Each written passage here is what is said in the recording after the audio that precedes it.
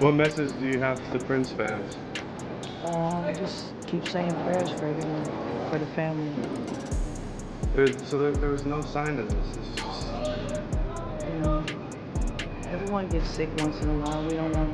We're going to find out. First Diddy party I went to was at Prince's house. So you want to go to Prince's house to the Diddy party where Tyrese is performing and Demi Moore and Ashton Kutcher are swinging on swings. That is what's happening on the other side of the wall. And so the one thing that makes this party different than a Jamie Foxx party or any other celebrity party that wrangles a bunch of young women or guys or whatever too, is that Diddy didn't let you bring your security. Interview 0.00042. Sheila E. came up to share a secret confession from Prince that no one saw in the tense courtroom. This is how it all happened.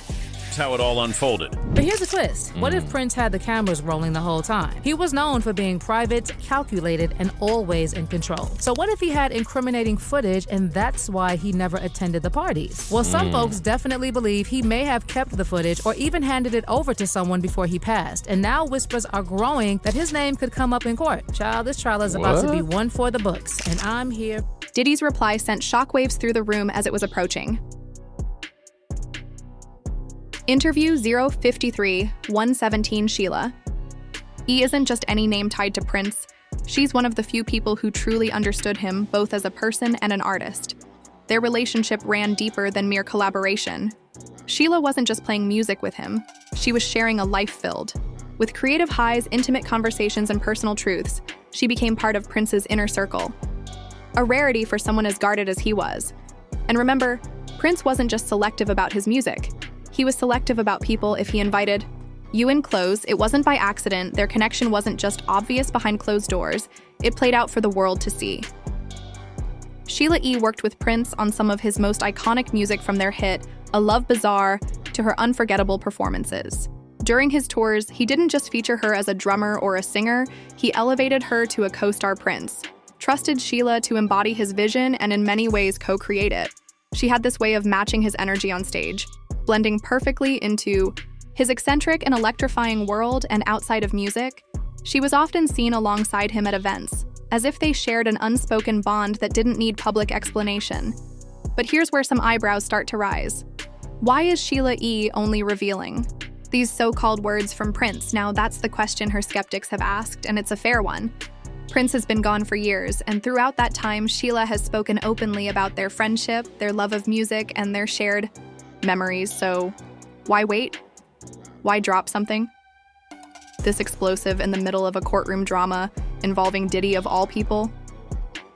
For some, the timing feels a little too perfect, maybe too calculated. Is this about her loyalty to Prince, or is there another motive at play? Critics have raised concerns about how personal testimony like this can shape public perception in ways that sometimes overshadow fact. Still, Sheila's credibility can't just be dismissed because of the timing. Over the years, her words about Prince have often been consistent and backed by their shared history. The two weren't just collaborators, they relied on one another as friends in his notoriously private world. Sheila was one of the few who got close enough to truly know his thoughts. She's spoken about their long talks and the personal advice he'd give her, revealing a side of Prince that the public rarely saw, whether it was his philosophies on life or his guarded feelings about the industry. Sheila was often the one listening when Prince opened up the legal world, also considers testimony like this highly impactful. Courts, especially in cases involving high-profile individuals, often lean into personal anecdotes to provide context. And when someone as close as Sheila E. recounts a conversation with a figure as legendary as Prince, that carries weight. But the real kicker here is the content of her testimony. It wasn't general or vague, it was specific. She claims that Prince had something to say, particularly about Diddy. If Sheila E. is to be believed, Prince didn't just leave behind music and memories. He left behind opinions that might still echo today. Opinions tied to the very man now sitting at the center of this courtroom storm. And that's where this puzzle starts to shift its pieces with Sheila's credibility. Established, the focus turns sharply onto Diddy. It's been extremely challenging, but also remarkably empowering and healing for me. I hope that my testimony has given strength and a voice to other survivors and can help others who have suffered to speak up and also heal from abuse and fear. For me, The more I heal, the more I can remember. And the more I can remember His past, his present, and what he stands to lose depending on how the rest of this trial plays out. Things, as they say, are just getting started. Interview 440-507. Diddy's legal challenges have been making headlines for months, but the courtroom moment involving Sheila E.'s testimony feels like the pinnacle of mounting scrutiny as much as Diddy's reputation once. Sparkled with success in business, music, and entertainment, it's now overshadowed by a swirl of lawsuits, allegations, and internal industry chatter. The specifics of the current case are complicated accusations of misconduct, harsh criticism of his business practices, and some claiming he's wielded his power unfairly in the industry for years. It's created a domino effect of lawsuits and public scandals that have stacked one after another, carving cracks into a once untouchable public persona. What's at stake for Diddy isn't just his place within the entertainment world, something he spent decades building, but his public legacy and financial empire. An unfavorable outcome in this courtroom could result in major financial losses diminished, respect from his industry peers, and a reputation that may not recover in the eyes of fans and collaborators. He's already facing fierce scrutiny on social media and in celebrity news cycles, where speculation moves faster than facts. Losing this case or even appearing guilty could ripple into everything tied to his name. Whether it's his company's brand partnerships or his iconic status as a hip-hop mogul inside the courtroom, the tension is palpable, and Diddy himself has become one of the most closely watched figures in the trial. Eyewitness accounts from reporters describe a man under immense pressure. His usual swagger, a signature trait, is dialed back in favor of a more measured, quiet presence that borders on nervous. There have been moments where his control seems to falter during cross-examinations. For example, some media reports noted him gripping the sides of his chair or rubbing his temples. His frustration barely disguised. At one point, a witness for the opposing side presented damning evidence, and those present say Diddy's clenched jaw and quick side glances seemed to speak volumes. Observers have also keyed in on his reactions, carefully treating them like puzzle pieces that could hint at how confident or desperate he feels about the case's trajectory. It's not just his lawyers under the microscope, it's him. Speculation over his mood and mannerisms has dominated the celebrity blogosphere. People are dissecting not just the facts, but Diddy's body language, like when he reportedly rolled his eyes and shrugged at a line of questioning that he clearly wanted to dismiss. Moments like that only fuel public curiosity about whether his composure is cracking under the weight of what's at risk. And then there's the wild card. Sheila E.'s testimony from the beginning of the trial. Sources close to the case tease that she might have something shocking to say, a piece of information tied to the one person who always seemed untouchable, Prince. By the time whispers of her taking the stand turned into reality, the courtroom buzzed with anticipation. Would the words of a late legend delivered through someone who arguably knew him best utterly shatter Diddy's defense? That's what people are now asking, and there's a grim fascination with how much damage her testimony could cause. When Sheila E. finally stepped up to testify, it was no ordinary moment. Her name alone added weight to the proceedings, but it was the idea of her speaking on behalf of Prince that froze the room. This wasn't just some random statement from an outsider. It was personal, it was unexpected, and it was possibly devastating by now. The stage was fully set, the stakes towering high, and all focus shifted to one pivotal question: what was Sheila about to reveal, and how would it land on Diddy? The next part of the trial was about to leave everyone stunned. I'm gonna go to Prince's house to the Diddy party where Tyrese is performing and Demi Moore and Ashton Kutcher are swinging on swings. That is what's happening on the other side of the wall. And so the one thing that makes this party different than a Jamie Foxx party or any other celebrity party that wrangles a bunch of young women or guys or whatever too, is that Diddy didn't let you bring your security in the party. But here's the twist. What if Prince had the cameras rolling the whole time? He was known for being private, calculated, and always in control. So what if he had incriminating footage and that's why he never attended the parties? Well, some folks definitely believe he may have kept the footage or even handed it over to someone before he passed. And now whispers are growing that his name could come up in court. Child, this trial is about to be one for the books, and I'm here for all of it. Okay, of course we already have a few names that came up up during the jury selection, and some of them are people we never really expected to make the cut, like Michelle Williams, Robert Downey Jr., Mike Myers, and Lauren London. But then there are names we definitely expected to come up, like Cassie, who filed the first lawsuit. Remember, Cassie said in her lawsuit that a lot of things that happened to her were witnessed by Diddy's staff and employees of Bad Boy Entertainment and Diddy's related businesses, but no one dared to speak up. In fact, these assistants were the ones tasked with the responsibility of taking gifts to Cassie after a DV incident. And Cassie even said in the lawsuit that the assistants were also the ones who would help to set up the freak-offs where everything took place, including by setting up the hotel suites with baby oil and Astroglide. Cassie even said in the lawsuit that after one of the incidents, Diddy's head of security and assistant saw her, and they both began to cry. So we expect a lot of these staff members to be summoned. Anywho, Harve Pierre, who was implicated in a lawsuit against Diddy filed by a Jane Doe, also made the cut. She claimed Harve Pierre convinced her to fly from Detroit to New Jersey, where she was allegedly SA'd by him and Diddy. Other than Harve, Young Miami, who was on Diddy's payroll and was allegedly even a transporter of substances, was also mentioned in the jury selection process. Someone else on the list is Dallas Austin. And all I could gather is that the producer was a childhood friend of Kim Porter, Diddy's late wife, who became a point of conversation as people speculated if Diddy had something to do with her sudden death. There's also Lorianne Gibson, who filed a complaint about Diddy to the police back in 2007, claiming Diddy picked up a chair, threatening her on the set of MTV's Making the Band. Aubrey O'Day was also mentioned, but she has been outspoken in her support for Cassie going public with her allegations against Diddy, and she also accused him of making his own inappropriate advances towards her. Former Danity Kane member Dawn Richard also made the cut, but we also know that she previously sued Diddy, accusing him of SA. The suit accused Diddy of beginning his alleged tirade when she began filming MTV's Making the Band. Yo, what? Yo, how many? Well, they said it's mad lawsuits and this is all these people gonna be on the stand. It's about to leave everyone stunned. Interview 850, 11:44. The room fell silent as Sheila E. reveals Prince's words. Sheila E. took the A. Stand her posture calm but measured. All eyes were on her. The significance of what she was about to say wasn't lost on anyone. This wasn't just a star testifying. It was someone stepping forward with words allegedly from Prince himself. Reporters scribbled furiously in their notebooks, and several people in the gallery leaned forward, straining to catch every word. Even the judge seemed unusually attentive, as if anticipating the gravity of what was coming next. There was a collective sense in the air that this wasn't just another routine testimony. The atmosphere was electric with expectation. Sheila began with the slow, deliberate cadence of someone revisiting something deeply personal yet weighty enough to matter in this courtroom. She talked about her bond with Prince, reiterating just how private he was as a person and how fiercely he guarded his thoughts. She was careful, though, pausing in moments to collect herself, a sign that this wasn't easy for her to share. And then, she pivoted to the part everyone had been waiting for.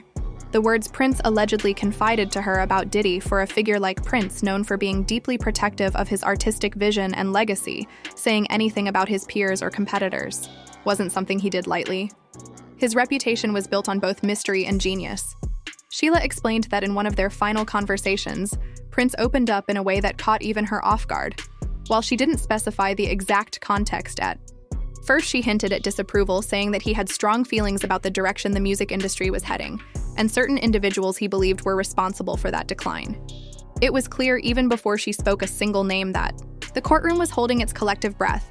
As Sheila recalled those exact words, her voice trembled not with nerves but with a sense of emotional weight. He told me, "Watch people like him," she said as the room froze. She didn't have to make it clear who he was. It was implied loud and clear that the man sitting a few feet away from her was shifting uneasily in his chair. The audience murmured, but they soon fell silent as she went on. Prince warned against the kind of influence that prioritized profit over true artistry. He allegedly described it as a poison to music, and expressed concern about how that approach could taint the very foundation artists like him had tried to build. Sheila's delivery wasn't theatrical. It was methodical, almost intimate. It felt less like a statement, and more like she was recounting a conversation that had lingered in her mind long after it happened. She didn't embellish or try to inject drama into what Prince said. She simply let his words, as she remembers them, resonate on their own for a moment. It seemed like the courtroom forgot to breathe. Prince's image as a perfectionist who lived and died for the integrity of his art amplified the impact of her testimony. These words weren't careless remarks from just anyone. They carried the weight of one of the most respected voices in music history. The reaction to her testimony was immediate and dramatic. Gasps filled the air, and some people exchanged stunned looks, clearly processing what they just heard Diddy's. Legal team glanced at him, perhaps gauging how he felt in the moment, while reporters already started furiously typing headlines for their respective outlets. It wasn't just a strategic bombshell. It was a deeply personal jab. Whether Sheila E. had done this out of loyalty to Prince or simply to fulfill her obligation to the court wasn't entirely clear. But what was evident, at least in that room, is that her testimony didn't feel rehearsed. It felt raw. This wasn't just an accusation. It felt like the ghost of Prince himself had entered the courtroom, delivering a warning that couldn't be ignored.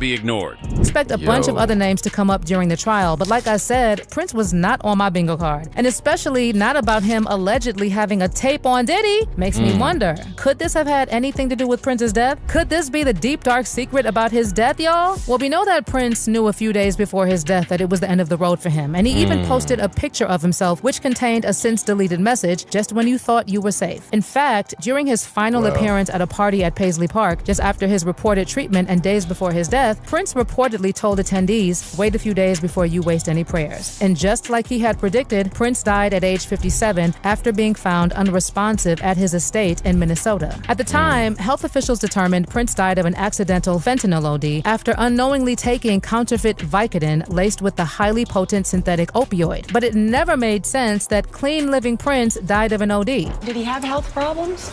That I don't know, right? What I know is that he was really health conscious. Right. He was a vegan. He didn't abuse alcohol. I didn't know of him abusing drugs. He worked out, so, that also really concerned me, because it made me think that, wow, so you mean you do all these things to take care of yourself and you die so young? So the thing about Prince is that he fought with people a lot before he died, especially over ownership of and control over his music. He waged a career-long battle against any company that he felt stood in the way of artists' rights and money. And allegedly, he paid the ultimate price for that: death. Whether Warner Brothers was involved or not with having him unalived is still up for debate. But a lot of his fans definitely think that they were involved in his death. See, he was signed to Warner Music in 1977 when he was just 18. And even though the album he released between 1978 and 1981 did not do that well, he was kept on the label, as he was regarded as a musician that reflected well on Warner, which at the time was a company that appeared to invest long-term in serious talent. In 1982, 1 year after MTV launched, Prince released more music, and he went top 10 in the US for the first time, and became part of a new breed of musicians who understood the power of the music video as a way to market an artist and build their own iconography and mythology. At this point, fans were copying his look, and by 1984, with the release of Purple Rain, he was arguably the biggest and certainly the most exciting pop star on the planet. But it reached a point where Prince didn't like how Warner owned and controlled his name, as well as any music released under that name. He even dramatically changed his name to that of a symbol and was referred to as Symbol, Squiggle, or the artist formerly known as Prince. And he was actually ignored. Interview 1532-1808, before Sheila E. took the stand. Diddy sat rigid, his expression locked into what some described as a calculated calm. Dressed sharply in a suit that hinted at his usual flair, he carried himself with a cool confidence, even though the tension in the room was unavoidable. Still, there were slight cracks, quick glances toward his legal team, occasional shifts in his seat, and subtle adjustments to his tie. It was the demeanor of a man who knew all eyes were on him, but tried to act unbothered.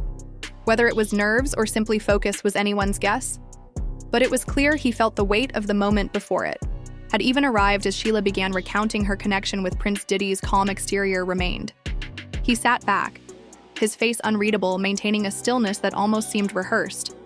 But when she transitioned into the alleged words from Prince, everything about his body language started to shift.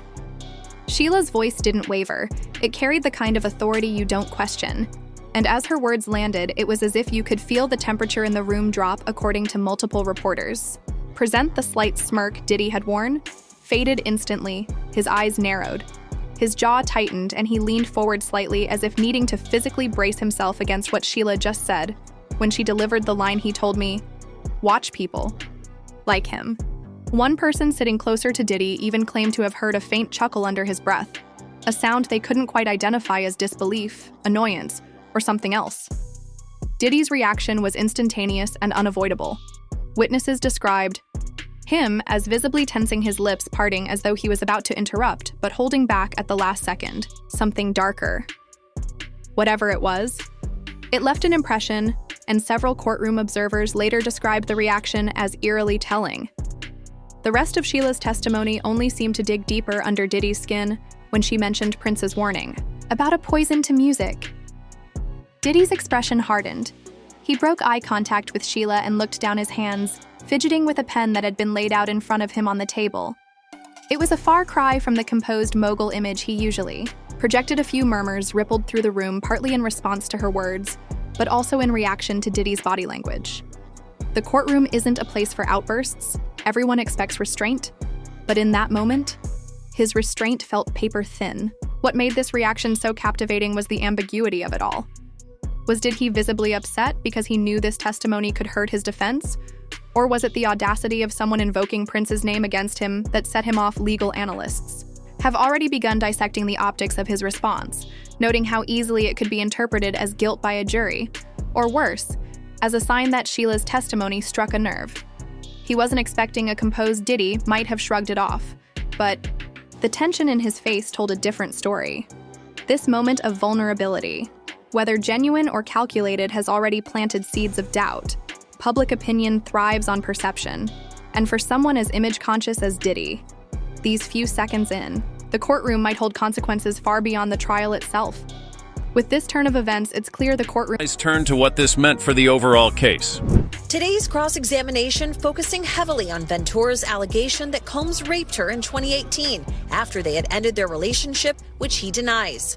The defense showing text messages between the former couple the day after the alleged rape, including one in which Ventura sent a heart emoji to Combs. Combs' team also trying to poke holes in Ventura's timeline. That is not the gotcha moment that defense attorneys think it is. I mean, at the end of the day, witnesses are not great on specific dates, particularly when they go back years ago. The defense also pointing to a text exchange between Ventura and Combs from 2012, in which she wrote, "I don't want to freak off for the last time. I want it to be the first time for the rest of our lives."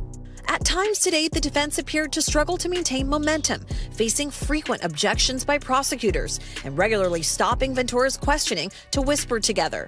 Combs appeared to be actively involved, passing his lawyers notes. In a striking exchange with Combs' lawyers, Ventura saying, despite it all, "I don't hate him. I have love for the past and what it was." We also saw musician Dawn Richard take the stand. She said that she witnessed Combs be violent with Ventura over the course of their relationship. I just want to remind everyone that Combs denies all of the allegations against him. The courtroom wasn't prepared for Sheila's testimony or how deeply it would rattle Diddy in front of everyone, and with that, all eyes turned to what this meant for the overall case interview, 2125 I-2244, Sheila E.'s courtroom testimony. Potential impact on the case wasn't just a moment, it was a bombshell that completely reframed the narrative. Her connection to Prince was already well documented. But when she claimed he had explicitly warned her about Diddy's influence, it caught the courtroom off guard. The phrase "watch people like him," as she recounted, was a chilling pivot point. Prince wasn't someone who used words lightly, and for him to directly identify Diddy as a threat, or at least emblematic of one, carried a kind of weight you just couldn't ignore. Whether or not the jury will see it as credible is an open question. But in the court of public opinion, it's already making waves. Diddy's reaction didn't help his usual composed business. Savvy image took a hit in real time. The visible tension in his body and that fleeting moment of discomfort were exactly the types of cracks that critics and analysts latch on to. It wasn't an explosion or an outburst, but it didn't need to be in a setting like this. Even the smallest emotional breaks are magnified, dissected, and interpreted, and this is where the fallout starts to grow for some. It's a moment that humanizes him, making him seem vulnerable in a way the public seldom sees for others. It's a sign that Sheila's testimony struck deeper than Diddy expected, and that his response validates her words more than any follow-up could.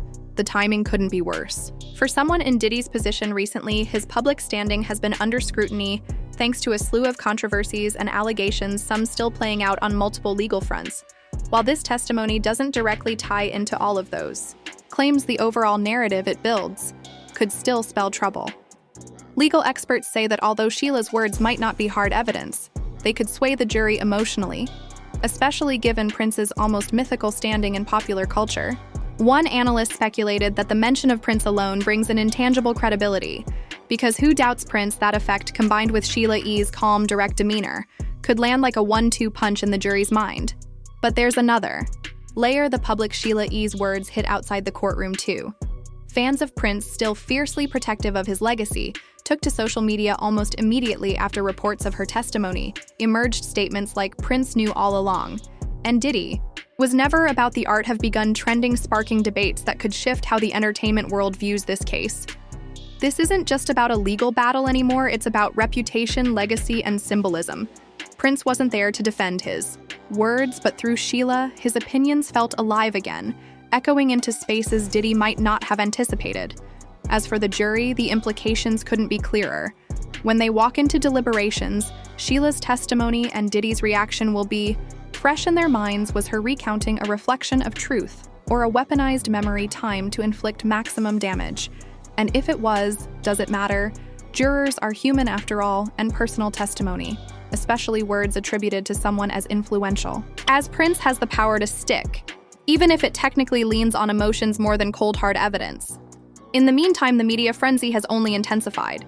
In real-time, outlets are replaying Sheila's testimony and analyzing every detail of Diddy's response. Some are calling it the moment that changed everything in the trial. Others are more measured, reminding the public that testimony, no matter how shocking, has to be weighed against the broader case. But the focus is already shifting to what happens next. Will Diddy legacy is part of the story.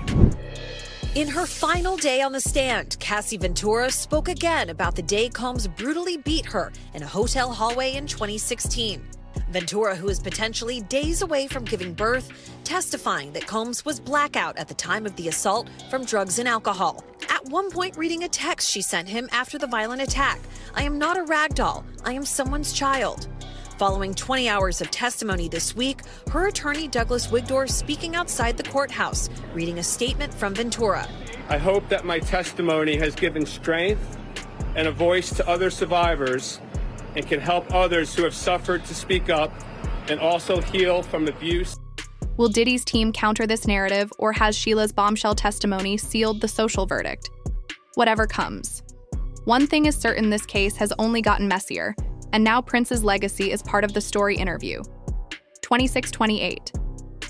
2711. Image is the foundation of celebrity culture. But what happens when reputation and legacy clash? Sheila E. brought Prince's words to life in a courtroom governed by the law but driven by public opinion. Her testimony raised additional issues with Diddy's already convoluted story and made us think about how in the entertainment industry, a voice from the past may still carry a lot of weight. Reputations can change quickly, but legacies like Prince's appear unbreakable, which makes us wonder if Diddy's empire can weather this storm, or if now is the moment it starts